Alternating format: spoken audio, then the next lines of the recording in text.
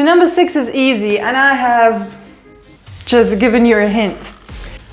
The next mistake is if you never write anything down. Good presentation skills start with the writing skills.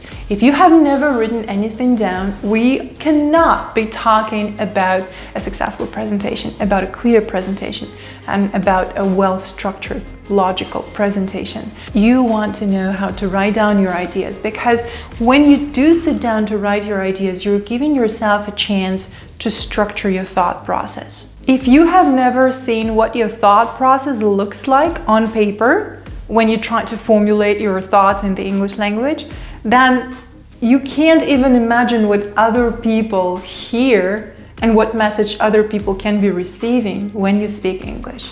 It's important that you, in the first place, get to see the way you think, because what you will write down is how you think, and what you will see written down is actually how you talk. If you have never seen that, if this information is new to you, then again, you probably have no idea how people hear you when you talk and what message people might be receiving when you talk. So what can you write down? What does this exercise entail? I already touched upon it here when we spoke about structuring your presentation. So if you do want to practice writing and improving your presentations in the English language, you want to write down the bullet points, the structure of the body of your presentation. So listen to number 5 one more time in case you missed that. And you want to write the beginning and the end of your talk so that it sounds compelling, interesting, to the point, intriguing, concise, and powerful. Write it down. Believe me, everybody thinks that they can do it spontaneously. They can just be there, stand there in front of people, the right words will come and they will say something magical and something striking, and people will just love them and their words.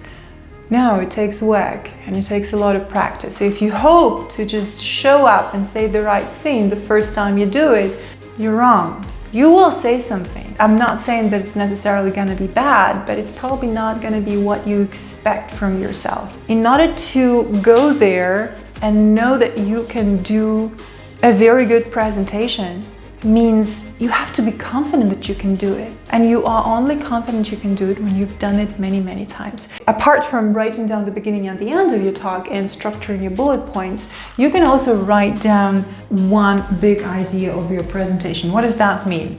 What do you want people to think about after you have finished talking? What do you want them to remember?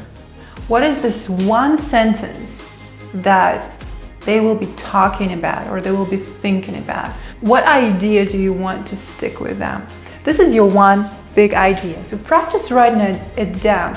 And it's important to see the difference between the title of your presentation and the one big idea. One big idea communicates the essence, the gist of your presentation, what it is even about, if you say it in very few words. But the title can sound like this, and many people confuse the two. How to deliver a good presentation.